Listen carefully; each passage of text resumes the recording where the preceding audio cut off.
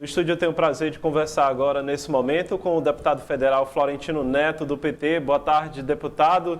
Seja bem-vindo mais uma vez aqui ao nosso estúdio. Boa tarde, é uma satisfação estar aqui com vocês.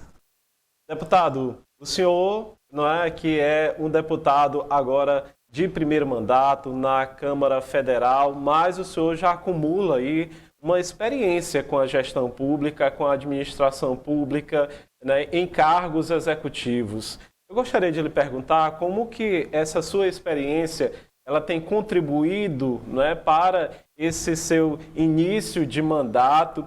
A gente tem acompanhado aí as suas manifestações, principalmente assim, a gente tem visto que toda medida provisória que o governo federal tem enviado para a Câmara, o senhor tem se manifestado, tem feito alguma contribuição também e solicitação, né, para que algumas classes sejam contempladas diante daquela legislação específica.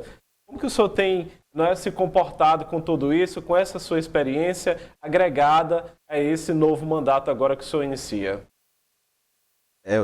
Realmente são várias medidas provisórias que estão para análise do Congresso Nacional, né? E eu tenho me manifestado sobre algumas delas, né? Agora mesmo, o presidente do Congresso Nacional e presidente do Senado enviou para a Câmara, para o presidente Arthur Lira, 13 medidas provisórias que estão na casa e que nós vamos fazer um esforço concentrado esta semana no sentido de já trabalhar na análise dessas medidas provisórias. Mas respondendo objetivamente a sua pergunta, das medidas provisórias que estão no Congresso, foram editadas já pelo presidente Lula, eu me manifestei sobre algumas. Por exemplo, extinção da Fundação Nacional de Saúde. Eu sou da base do governo, sou um deputado do Partido dos Trabalhadores, mas entendo que a extinção da Funasa ela não deva prosperar. Nós temos que ter a Funasa viva como uma instituição que leva saneamento básico, esgotamento sanitário, trabalha com toda a questão de saneamento, principalmente nos pequenos municípios, nas zonas rurais e nos assentamentos. Por isso, a Funasa ela está voltada principalmente para a população mais vulnerável, que é a população para a qual está direcionada ainda mais o nosso programa de governo. Por isso eu defendo a Funasa viva, estou fazendo esse esforço no Congresso, com o Sindicato dos Trabalhadores, com o Sindicato dos Funcionários da Funasa, com a Federação Nacional dos Servidores Públicos e com outros deputados, para que a gente possa, assim, dialogar com o governo, ou para a retirada dessa medida provisória, ou para que ela seja rejeitada, ou que caduque, passe o prazo de análise sem ser analisada e, consequentemente, decai ali, vão efetivamente perder todos os efeitos, os seus instrumentos normativos. Então, eu sou totalmente contrário à extinção da Funasa. Com relação ao programa Minha Casa Minha Vida, foi um acerto do governo Lula, está coerente com a trajetória do presidente Lula, está coerente com o que ele prometeu na campanha, e eu estou ali buscando aperfeiçoar a medida provisória, trazendo algumas prioridades para as pessoas com deficiência, prioridades com mulher vítima de deficiência, prioridades para os órfãos da Covid, que eu acho que aprimora, melhora ainda o programa, porque dá prioridade a essas pessoas que estão numa situação de vulnerabilidade social, mas ainda estão sofrendo por essas outras situações, como a deficiência permanente, os órfãos da Covid e as mulheres vítimas de transtorno, vítima de violência doméstica. Muitas mulheres como essas são obrigadas a sair dos seus lares para poder se afastar do agressor e não tem onde morar. Dessa forma, a gente concede aí esse benefício que é muito importante. Qualquer que seja outra medida é paliativa, é temporária. E essa seria uma medida definitiva de garantir uma moradia para essa família que está sofrendo essa situação de violência. Outra questão que eu coloquei foi na questão do programa Mais Médicos. É importante a retomada do programa Mais Médicos. 5 mil médicos vão ser selecionados até agora. Até o final do ano serão selecionados 15 mil médicos. 96 milhões de pessoas terão acesso a médico perto da sua casa em razão dessa nova formatação do programa Mais Médico. O programa Mais Médico vem, inclusive, um contrato de 4 anos para o médico, prorrogável por mais 4, quer dizer, dá uma certa estabilidade para o médico que vai participar do programa e buscando também se preocupar com a formação desse médico, especialização, mestrado, residência médica, tudo está englobado no programa Mais Médico. Mas não tinha lá a contemplação do médico com deficiência. Então eu estou pedindo, através de uma emenda a essa medida provisória, que sejam destinados 5% das vagas a médicos com deficiência. Se nós não tivermos médicos inscritos a ponto de ocupar esses 5% de vagas, volta-se para o cadastro geral e ocupa com os demais médicos. Mas eu acho que é uma medida de justiça e segue na linha que a Constituição recomenda e que os demais concursos são feitos também observando essa questão. Então eu busco, através da minha ação, manter a FUNASA, aprimorar o programa Mais Médico e aprimorar, certo, com essas prioridades, o programa Minha Casa Minha Vida. Estarei lá atento a todas essas medidas provisórias para que a gente possa estar atuando e ajudando o governo. Deputado, a Câmara Federal já fez a divisão, né, das suas comissões e o senhor já foi destinado a algumas delas. As comissões, elas são esferas importantíssimas porque é uma esfera de diálogo, de diagnóstico, antes mesmo da edição, né, e da discussão em plenário de uma lei. O que o senhor espera do seu papel nessas comissões? Que comissões são essas que o senhor poderia compartilhar conosco aqui juntamente com os telespectadores? O Congresso Nacional, a Câmara dos Deputados, tanto no Senado, o Congresso Nacional, como na Câmara, o trabalho legislativo, ele se perfaz por trabalhos de comissões temáticas e trabalho lá no plenário. Então, as matérias são primeiro apreciadas pelas comissões e, às vezes, uma matéria é apreciada por uma só comissão, muitas vezes é apreciada por 2, 3 comissões, e quando esse trabalho parlamentar já está amadurecido, ele chega até o plenário, né? Então, o que é que ocorre? Os deputados se dividem em comissões pelo grau de proximidade que eles têm com aquele tema. Então, eu faço parte hoje da Comissão de Finanças e Tributação, em razão do meu histórico, da minha luta como advogado. Fui professor de Direito Tributário e Direito Financeiro, então eu estou na Comissão de Finanças e Tributação. É onde, por exemplo, vai ser analisada a reforma tributária, lá na Comissão de Finanças e Tributação. Sou membro também da Comissão de Desenvolvimento Econômico, porque eu quero pautar lá os projetos do Piauí, como a ZPE de Parnaíba, como o Porto de Luiz Correia, como ferrovia, e trabalhar assim em sintonia com organismos como a nossa Federação do Comércio aqui no Piauí, a Federação das Indústrias, a representatividade dos trabalhadores, no sentido dos grandes projetos de desenvolvimento do Piauí e do Brasil.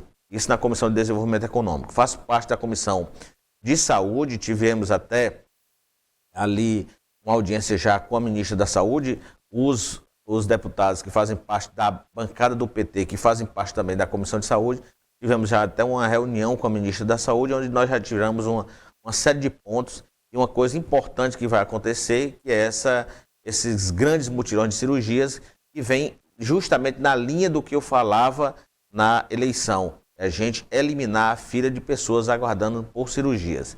E faço parte também da Comissão de Previdência, Assistência Social e Família, que é uma outra comissão que eu estou presente, porque minha preocupação lá com os aposentados, que eu sempre dizia na campanha, eu vou trabalhar pelos aposentados. Então eu tenho uma preocupação muito grande com a juventude, com a saúde, com o desenvolvimento econômico,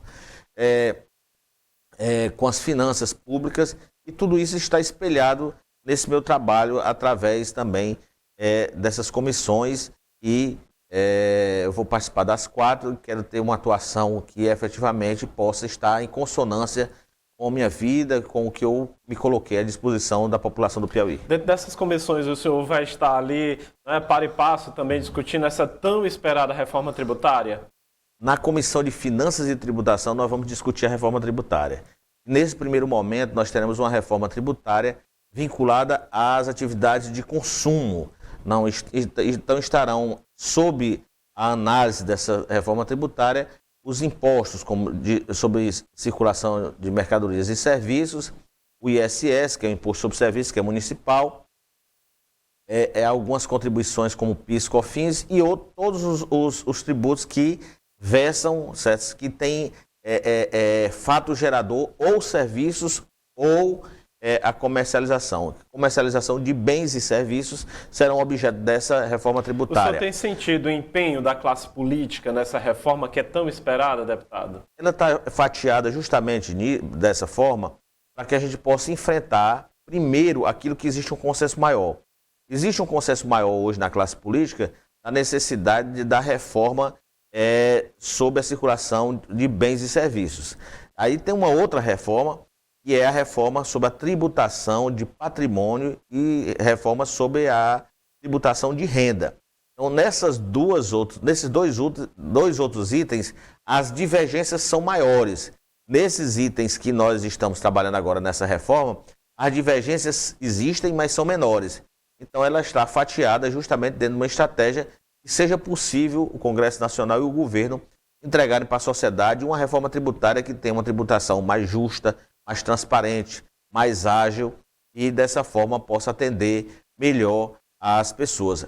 Agora, é claro, além da reforma tributária que estabelece toda essa questão da simplificação dos tributos, nós precisamos e vamos ter que enfrentar isso também no Congresso Nacional, a questão da repartição da renda tributária, da receita tributária, que tem que ser mais justas com os municípios que recebem pouco, com os estados que recebem pouco, e diminuir esse bolo todo que fica da União Federal.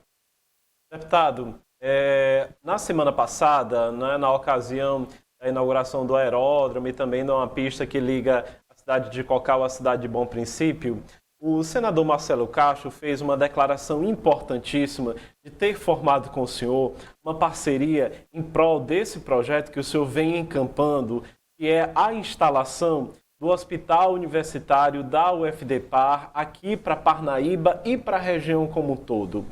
O senhor tem buscado demonstrar essa viabilidade técnica desse hospital. O que o senhor vislumbra de real? Como que essa parceria também com o senador Marcelo Castro lhe motiva? Olha, é muito motivador. Quando eu comecei a lutar pelos cursos de medicina em Parnaíba, eu sabia da necessidade de um hospital universitário. E se a gente fizer a trajetória, nós temos a instalação do curso de medicina e dali nós tínhamos que esperar um período para o curso se consolidar. Nós temos aqui o internato que está funcionando no Hospital de Seu Arco Verde, nós temos as residências médicas que eu implantei quando eu era secretário estadual de saúde no Hospital Estadual de Seu Arco Verde, e que quando isso estivesse efetivamente tudo funcionando, poderia se trabalhar por um hospital universitário. Fico feliz, por exemplo, da atuação dos vereadores de Parnaíba, inclusive o vereador Davi Soares levantou essa discussão lá na Câmara Municipal, teve assim uma aprovação de todos, a questão da necessidade de um hospital universitário. Quero aqui parabenizar todos os vereadores, na pessoa do vereador Davi Soares, do presidente da Câmara, que é o vereador Daniel Jacos, e todos os que estão ali. Porque efetivamente é importante que o Legislativo Municipal esteja se assenhorando, conhecendo, acompanhando esses projetos. E nós tivemos a ascensão agora para o cargo de reitor da Universidade Federal do Delta do Parnaíba, do professor Dr. João Paulo. O professor Dr. João Paulo é uma pessoa extremamente coerente, capacitado, é um professor identificado com o corpo ali dos alunos, dos acadêmicos, dos vários cursos, e ele me apresentou o projeto do Hospital Universitário da UFDPar, o Hospital Universitário de Parnaíba. Então esse projeto eu estou lutando por ele no Congresso Nacional, mas eu sou apenas um deputado no meio de 513. E é importante também a presença de senadores nesse projeto. Então, eu já conversei com o senador Marcelo Castro, que foi relator do orçamento no ano passado, e fiz com ele ali uma grande parceria para que a gente possa estar trabalhando no orçamento já do próximo ano, emendas parlamentares que possam, assim, viabilizar o início da construção. Dizer que eu vou procurar também outros parlamentares, tenho certeza que outros parlamentares, outros colegas deputados, vou falar também com a senadora Jussara Lima, e dessa forma eu vou tratar com toda a bancada do estado do Piauí, porque o meu objetivo é congregar todos numa luta que é importante para Parnaíba, é importante para a planície litorânea, que é essa região que a gente reside aqui, e é importante para todo o Piauí. O Hospital Universitário da UFDPar é muito importante para a formação dos médicos, para o internato na medicina, para as residências médicas e, sobretudo, para um atendimento ainda melhor no Sistema Único de Saúde. Por isso, esta luta. Deputado, o senhor utilizou a expressão aí congregar. Eu sei que o senhor é um homem do diálogo e eu gostaria de lhe perguntar e fazendo o seguinte contexto. Hoje o senhor está lá na Câmara Federal, o senhor tem uma visão mais macro da política, tanto nacional quanto da política do seu estado, mas o senhor também não se furta, né, de tratar da política local, da cidade de onde o senhor reside, que é a cidade de Parnaíba. E aí eu queria lhe perguntar como que o senhor tem lidado, não é, com essas aquiescências políticas para a candidatura de 2024 que estão tão aquecidas, né, também tendo em vista que, né, a sua esposa Flaviana Veras está também dentre esses nomes. Como que o senhor tem lidado com esses burburinhos, com esses meandros da política local?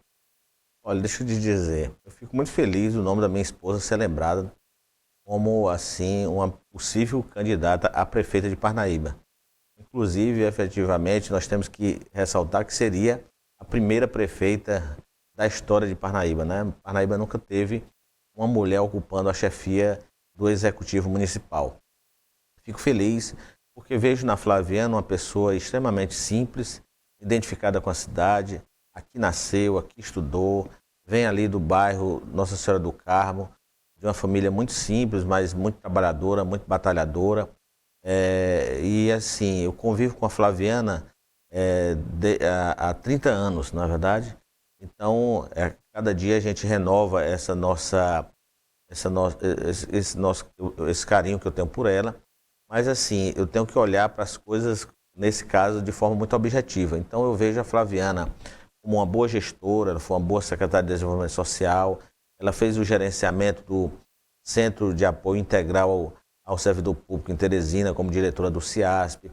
Então, ela tem, efetivamente, um desejo muito grande de trabalhar pelas pessoas. Ela me ajudou muito na minha atividade política até hoje.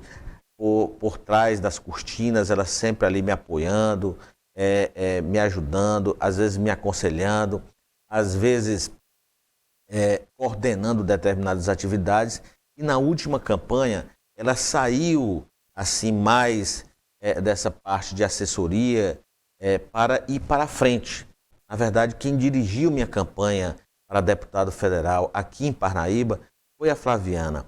Quem efetivamente teve um peso muito forte aqui na campanha do próprio governador Rafael, na campanha de Lula, aqui, quando eu não podia estar aqui, foi também a Flaviana. Quem no segundo turno esteve mais presente aqui, indo de bairro em bairro, defendendo a campanha do presidente Lula, eu estava em alguns momentos, mas em outros momentos eu estava em outras cidades, também foi a Flaviana. Então, em razão dessa atividade pública, dessa atividade política dela, começou a se ventilar. Não foi uma coisa que começou da minha